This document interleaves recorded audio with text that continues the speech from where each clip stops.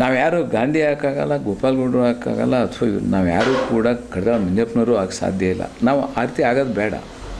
ಆದರೆ ಅಟ್ಲೀಸ್ಟ್ ಇವತ್ತಿನ ವಾಸ್ತವ ಪರಿಸ್ಥಿತಿಗೆ ಒಂದು ಉತ್ತಮವಾಗಿ ಅಂತ ಮಾರ್ಗದರ್ಶನ ನಮ್ಮ ಯುವಕರಿಗೆ, ಮುಂದಿನ ಜನಾಂಗಕ್ಕೆ ನಾವು ಕೊಡಬೇಕು ಅಂದರೆ ಎಲ್ಲೋ ಒಂದು ಕಡೆ ನಾವು ಬದಲಾವಣೆ ಮಾಡಬೇಕಾಗತ್ತೆ. ಈಗ ಇವರು ಹೇಳ್ತಾ ಇದ್ದಾರೆ, ಈ ಜ್ಞಾನೇಂದ್ರ ಒಂದು ಹೇಳಿಕೆ ಕೊಟ್ಟಿದ್ದಾರೆ ನಿನ್ನೆ. ಏನು ಹೇಳಿಕೆ ಕೊಟ್ಟಿದ್ದಾರೆ? 23,000 ಕೋಟಿ ರೂಪಾಯಿನ ನಾವು ದಲಿತರ ಹಣನ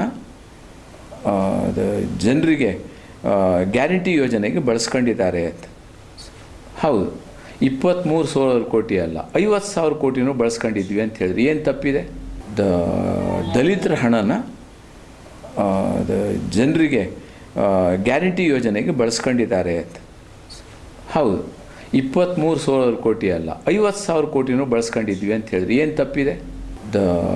ದಲಿತರ ಹಣನ ಜನರಿಗೆ ಗ್ಯಾರಂಟಿ ಯೋಜನೆಗೆ ಬಳಸ್ಕೊಂಡಿದ್ದಾರೆ ಅಂತ. ಹೌದು, 23,000 ಕೋಟಿ ಅಲ್ಲ, 50,000 ಕೋಟಿನೂ ಬಳಸ್ಕೊಂಡಿದ್ವಿ ಅಂತ ಹೇಳಿದ್ರಿ. ಏನು ತಪ್ಪಿದೆ?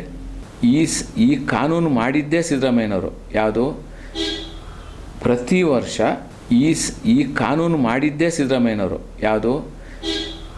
ಪ್ರತಿ ವರ್ಷ ಇಲಾಖೆಯಲ್ಲಿ ಏನು schedule caste and schedule tribes ಇದ್ದಾರೆ ಅದಕ್ಕೆ ಕನಿಷ್ಠ 27,000 ಕೋಟಿ ರೂಪಾಯಿನ ನಾವು ವೆಚ್ಚ ಮಾಡಬೇಕು ಅಂಥೇಳಿ ಒಂದು ಕಾನೂನನ್ನು ತಂದು ಕಾಯ್ದೆ ಮಾಡಿ, ಇಟ್ ಈಸ್ ಎನ್ ಇನ್ಯಾಕ್ಟ್ಮೆಂಟ್. ಜ್ಞಾನೇಂದ್ರ ಓದೇ ಇಲ್ಲ. ಜ್ಞಾನೇಂದ್ರಿಗೆ ಯಾಕೆಂದರೆ ಇವರು ಚುನಾವಣೆ ಗೆಲ್ಲೋದ್ರ ಬಗ್ಗೆ ಯೋಚನೆ ಮಾಡ್ತಿದ್ದಾರೆ ಅಷ್ಟು ಹೊತ್ತು. ಶಾಸನಸಭೆಯಲ್ಲಿ ಏನಿದೆ ಅಂತ ಗೊತ್ತಿಲ್ಲ ಅವರಿಗೆ. ಯಾಕೆಂದರೆ ಸಂತೋಷ್ ಜಿ ಅಂದರೆ ಹೊರಗೆ ಬರ್ತಾರೆ, ಶಾಸನಸಭೆ ಬಿಟ್ಟು ಇಲ್ಲಿ ಓಡಿ ಬರ್ತಾರೆ. ಯಾರೋ ಸತ್ತೋಗಿದ್ದಾರೆ ಅಂದ್ರೆ ಓಡಿ ಬರ್ತಾರೆ. ಮುಂದಿನ ಸಾರಿ ಚುನಾವಣೆಯಲ್ಲಿ ಗೆಲ್ಲೋದಕ್ಕೆ ನನಗೆ ಏನಾಗಬೇಕು ಅಂತ ಯೋಚನೆ ಮಾಡ್ತಾರೆ. ಬಿನ್ನ ಈ 7 ಕೋಟಿ ಜನರ ಭವಿಷ್ಯದ ಬಗ್ಗೆ ಏನು ಮಾಡಬೇಕು ಅನ್ನೋದು ಯೋಚನೆ ಮಾಡ್ತಿಲ್ಲ ಅವರು. ಯಾರೋ ಸತ್ತೋಗಿದ್ದಾರೆ ಅಂದ್ರೆ ಓಡಿ ಬರ್ತಾರೆ. ಮುಂದಿನ ಸಾರಿ ಚುನಾವಣೆಯಲ್ಲಿ ಗೆಲ್ಲೋದಕ್ಕೆ ನನಗೆ ಏನಾಗಬೇಕು ಅಂತ ಯೋಚನೆ ಮಾಡ್ತಾರೆ. ಬಿನ್ನ ಈ 7 ಕೋಟಿ ಜನರ ಭವಿಷ್ಯದ ಬಗ್ಗೆ ಏನು ಮಾಡಬೇಕು ಅನ್ನೋದು ಯೋಚನೆ ಮಾಡ್ತಿಲ್ಲ ಅವರು, ಯೋಚನೆ ಮಾಡ್ತಾಯಿಲ್ಲ. ಇವತ್ತು ಇವ್ರು ಮಾಡಬೇಕಾದ ಕೆಲಸ ಏನು ಅಂತ ಹೇಳಿದ್ರೆ 23,000 ಕೋಟಿ ವೇಸ್ಟ್ ಅದು. ಯಾರು ಹಸಿದವರಿಗೆ, ಅದರೊಳಗೆ ಎಲ್ಲ ಜಾತಿಯವರಿದ್ದಾರೆ, ಎಲ್ಲ ಧರ್ಮದವರಿದ್ದಾರೆ, ಶೆಡ್ಯೂಲ್ ಕ್ಯಾಸ್ಟ್ ಇದ್ದಾರೆ, ಶೆಡ್ಯೂಲ್ ಟ್ರೈಬ್ಸ್ ಇದ್ದಾರೆ. ಆದಾಯ ಕಡಿಮೆ ಇರೋರಿಗೆ 99.9% ಹೋಗ್ತಕ್ಕಂಥದ್ದು. ಹಿಂದಿನ ಜನ್ಮದಲ್ಲಿ ಭಾರಿ ಪುಣ್ಯ ಮಾಡಿದ್ದೆ, ಅದಕ್ಕೆ ನಾನು ಸುಖವಾಗಿ ಬದುಕಬೇಕು ಅನ್ನೋ ಯೋಚನೆ ಇಟ್ಕೊಂಡವರಿಗೆ ಬಡವನಿಗೆ ಯಾವ್ದು ಕೊಟ್ಟರು ಇವ್ರಿಗೆ ಸಿಟ್ಟು. ಹಿಂದಿನ ಜನ್ಮದಲ್ಲಿ ಭಾರಿ ಪುಣ್ಯ ಮಾಡಿದ್ದೆ, ಅದಕ್ಕೆ ನಾನು ಸುಖವಾಗಿ ಬದುಕಬೇಕು ಅನ್ನೋ ಯೋಚನೆ ಇಟ್ಕೊಂಡವರಿಗೆ ಬಡವನಿಗೆ ಯಾವ್ದು ಕೊಟ್ಟರು ಇವ್ರಿಗೆ ಸಿಟ್ಟು. ಬಡವರು ಮನೆ ಕಟ್ಟಿದ್ರು ಇವ್ರಿಗೆ ಬೇಜಾರು, ಬಡವರು ಮನೆ ಕಟ್ಟಿದ್ರು ಇವ್ರಿಗೆ ಬೇಜಾರು. ಬಡವನಿಗೆ ಒಬ್ಬ ಹಸಿವಿದೆ, ಅವನಿಗೆ ನಾವು ಧರ್ಮಕ್ಕೆ ಕೊಡ್ತೀವಿ ಅಂತ ಹೇಳಿದ್ರೆ ಇವ್ರಿಗೆ ಸಿಟ್ಟು ಬರುತ್ತೆ. ಬಡವನಿಗೆ ಒಬ್ಬ ಹಸಿವಿದೆ, ಅವನಿಗೆ ನಾವು ಧರ್ಮಕ್ಕೆ ಕೊಡ್ತೀವಿ ಅಂತ ಹೇಳಿದ್ರೆ ಇವ್ರಿಗೆ ಸಿಟ್ಟು ಬರುತ್ತೆ. ನಾನು ಕೇಳೋದು ಜ್ಞಾನೇಂದ್ರ ಅವರಿಗೆ ನೇರವಾಗಿ ಪ್ರಶ್ನೆ ಕೇಳೋದು. ಇವತ್ತು ನಮ್ಮ ದೇಶದಲ್ಲಿ 16 ಲಕ್ಷ ಕೋಟಿ ರೂಪಾಯಿ ಸಾಲ ಮನ್ನಾ ಮಾಡ್ಯಾರೆ. ಆ ಸಾಲ ಮನ್ನಾ ಮಾಡಿರೋದು ಯಾರಿಗೆ ತಲುಪಿದೆ ಅಂದರೆ ಬರೀ 23 ಜನ ಕಂಪನಿಗಳಿಗೆ. ಆ 23 ಜನ ಕಂಪನಿಗಳು ಯಾರು ಅಂದರೆ ಅಂಬಾನಿ, ಅದಾನಿ, ಇನ್ನೂ ಒಂದು 21 ಕಂಪನಿ. ಅವರೆಲ್ಲರೂ ಕೂಡ ಸಾಹುಕಾರರು.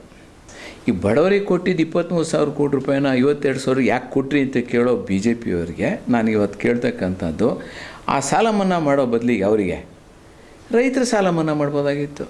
ಗ್ಯಾಸ್ ಸಪ್ಲೈ ಇಲ್ಲ, ಪೆಟ್ರೋಲ್ ಸಪ್ಲೈ ಇಲ್ಲ, ಆಯಿಲ್ ಸಪ್ಲೈ ಇಲ್ಲ, ಅಡುಗೆ ಎಣ್ಣೆ ಜಾಸ್ತಿ ಆಯಿತು. ಸಿದ್ದರಾಮಯ್ಯ ಜಾಸ್ತಿ ಮಾಡಿದ್ದ ಅದು. ಇವತ್ತು ಈ ದೇಶದ ವಿದೇಶಾಂಗ ನೀತಿಯ ಕೆಟ್ಟ ವಿದೇಶಾಂಗ ನೀತಿಯ ಕಾರಣ. ವಿಶ್ವಗುರು ಅಲ್ವಾ ಇವರು? ವಿಶ್ವಗುರು ಅಂದ ಮೇಲೆ ಯುದ್ಧ ನಿಲ್ಲಿಸ್ಬೇಕಲ್ಲ. ವಿಶ್ವಗುರು ಅಲ್ವಾ ಇವರು? ವಿಶ್ವಗುರು ಅಂದ ಮೇಲೆ ಯುದ್ಧ ನಿಲ್ಲಿಸ್ಬೇಕಲ್ಲ. ಈಗ ಟ್ರಂಪ್ ಹೇಳ್ದಂಗೆ ಇವರು ಯುದ್ಧ ನಿಲ್ಲಿಸಿದ್ರು, ಇವರು ಹೇಳಿ ನಿಲ್ಲಿಸ್ಬೇಕಲ್ಲ. ಹೋಗಿ ಓಟ್ ಕೇಳಿದ್ರಲ್ಲ ಅಲ್ಲಿ, ಅಬ್ ಕಿ ಬಾರ್ ಟ್ರಂಪ್ಸ್ ಅಂತ ಹೇಳಿ ಭಾಷಣ ಮಾಡಿ ಈ ದೇಶದಲ್ಲಿರ್ತಕ್ಕಂಥ ಸುಮಾರು 1 ಕೋಟಿ ಜನ ಅಲ್ಲಿದ್ದಾರೆ, ವೋಟರ್ಸ್ ಇದ್ದಾರೆ.